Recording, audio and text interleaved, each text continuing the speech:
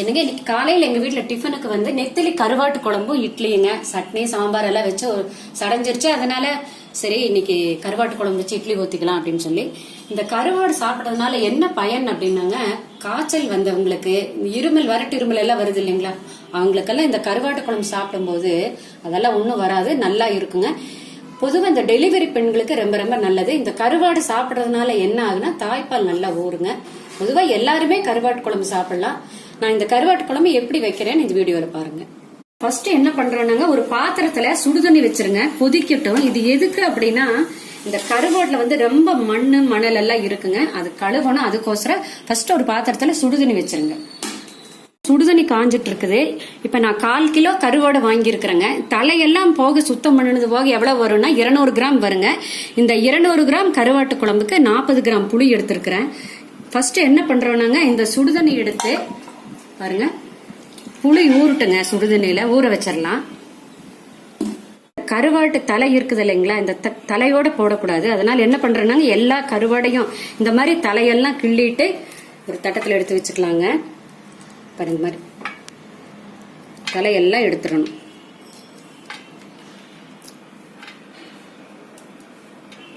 சுடுதண்ணி கொதிக்க ஆரம்பிச்சிருச்சு. என்ன பண்றோம்னாங்க, இந்த தண்ணியில நம்ம தலையெல்லாம் எடுத்த வரைக்கும் இந்த கருவாடு இதுல போட்டு 5 நிமிஷம் ஊற விட்டுருங்க, ஊருட்டுங்க.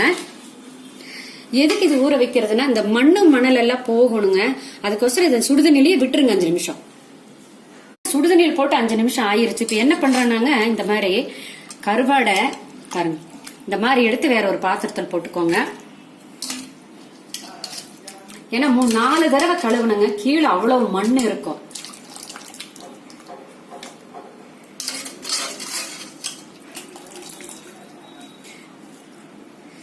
பாருங்க இதுல எவ்வளவு மண் இருக்குதுன்னு பாருங்க. பாருங்க மணலும் மண்ணு பாருங்க எவ்வளவு இருக்குதுன்னு. என்ன பண்றேன்னா, இந்த பச்சை தண்ணியில போட்டு 3-4 தடவை கழுவி எடுக்கணுங்க. அப்பதான் இந்த மணல் எல்லாம் போகும். பாருங்க இந்த மாதிரி கழுவி எடுத்து போடணும். 3-4 தடவை கழுவிக்கோங்க. இந்த மாதிரி கருவாடை என்ன பண்ணணும்னாங்க, இப்படி பிசைஞ்சு நல்லா அலசி எடுங்க. அப்பதான் மணல் போகும். பாருங்க இந்த மாதிரி பிசைஞ்சு கழுவி தண்ணியில அலசி எடுத்து போடணும்.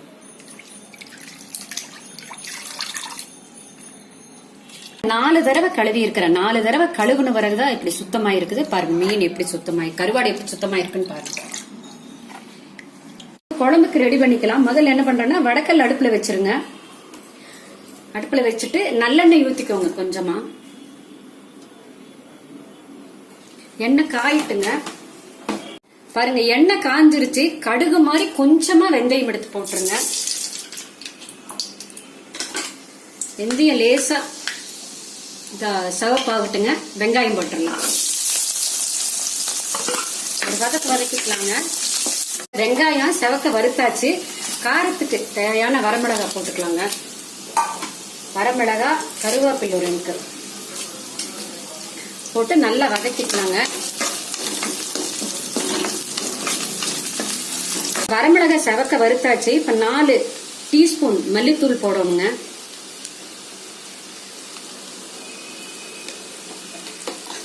சீரகம், சீரகம், குருமிளகு கொஞ்சமா போடணும். போட்டு பாருங்க 2 டேபிள் ஸ்பூன் பொட்டுக்கடலை போடணும். போட்டு இதையெல்லாம் ஒட்டுக்க வறுக்கணுங்க. கொத்தமல்லி தூள், சீரகம் எல்லாமே வறுத்தாச்சு. அடுப்பு ஆஃப் பண்ணிடலாங்க. ஆஃப் பண்ணிட்டு சின்ன 1/2 மூடி தேங்காய் போட்டிருக்கேன். மஞ்சத்தூள் கொஞ்சம், இது எல்லாம் போட்டுங்க நைஸா அரைச்சு எடுத்துக்கலாம். கிரைண்டர்ல போட்டு நைஸா ஆட்டி எடுத்துக்கலாம். மசாலா இந்த மாதிரி நைஸா அரைச்சு எடுத்துக்கணும். அரைச்சாச்சுங்க. இப்ப குழம்பு தாளிச்சு விட்டுறலாம். தவா அடுப்புல வச்சுக்கோங்க. காயிட்டும். தேங்காய் எண்ணெய் ஊத்தி தான் தாளிக்கணுங்க. இந்த மீன் ஆகட்டும் கருவாடு ஆகட்டும் தேங்காய் எண்ணெயில செஞ்சா மனமும் நல்லா இருக்கும், டேஸ்டும் நல்லா வருங்க. அதனால தேங்காய் எண்ணெயில தாளிச்சு விட்டுறலாம். தேங்காய் எண்ணெய் கொஞ்சம் ஊத்திக்கோங்க. எண்ணெய் காயிட்டுங்க. எண்ணெய் காஞ்சிருச்சுங்க. கடுகு கொஞ்சம் போட்டுக்கலாம். சின்ன வெங்காயம் தாளிக்கிறதுக்கு சின்ன வெங்காயம் கொஞ்சம் போட்டுக்கலாம். கருவேப்பிலை, வெங்காயம், கருவேப்பிலை நல்லா செவக்க வதங்கணுங்க. வெங்காயம் வதங்கிட்டுங்க. நம்ம அரைச்சி வச்ச மசாலாவெல்லாம் கலக்கிக்கலாங்க. பாருங்க, இந்த கல்லு கழுவின தண்ணி, புளி ஊற வச்சிருந்தோம் இல்லைங்களா, அந்த புளி கரைசல் ஊத்திக்கலாம்.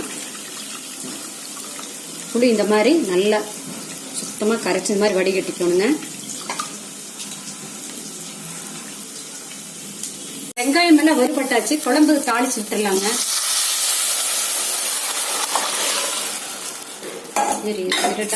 தண்ணி எல்லாம் ஊற்றணும். பாருங்க, இந்த குழம்புக்கு தேவையான அளவு உப்பு போட்டுடலாங்க.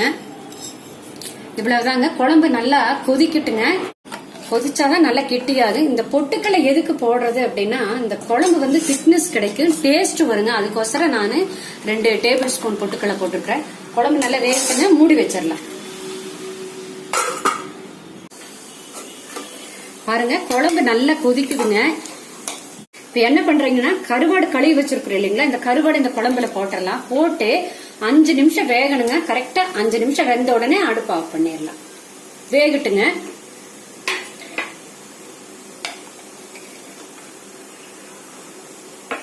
அஞ்சு நிமிஷம் ஆச்சு கருவாடு போட்டு. கருவாடு நல்லா வெந்துருச்சு பாருங்க. நல்லா கருவாடு வெந்தாச்சு. அடுப்பு ஆஃப் பண்ணிடலாங்க. கருவாடெல்லாம் நல்லா வெந்து குழம்பு கெட்டி ஆயிடுச்சுங்க. கருவாடு குழம்பு சூப்பரா ரெடி ஆயிடுச்சு. பாருங்க, சூடா இட்லியும் ரெடி ஆயாச்சு. இப்ப வர்ற காய்ச்சல் எல்லாம் வந்தானே கை காலெல்லாம் வலிக்குதுங்கிறாங்க, மூட்டா வலிக்குது அப்படின்னு சொல்றாங்க. அந்த மாதிரி வலி இருக்கிறதுக்கு இந்த மாதிரி கருவாட்டு குழம்பு செஞ்சு சாப்பிட்டா அந்த வலி எல்லாம் போயிருங்க. வாரத்துல 2 நாளாவது கருவாட்டு குழம்பு செஞ்சு சாப்பிடணும். பாருங்க, இந்த இட்லிக்கு இந்த கருவாட்டு குழம்புக்கு அவ்வளவு டேஸ்ட், அவ்வளவு நல்லா இருக்கு. நீங்களே செஞ்சு சாப்பிட்டு பார்த்துட்டு உங்க கமெண்ட்ஸ் சொல்லுங்க.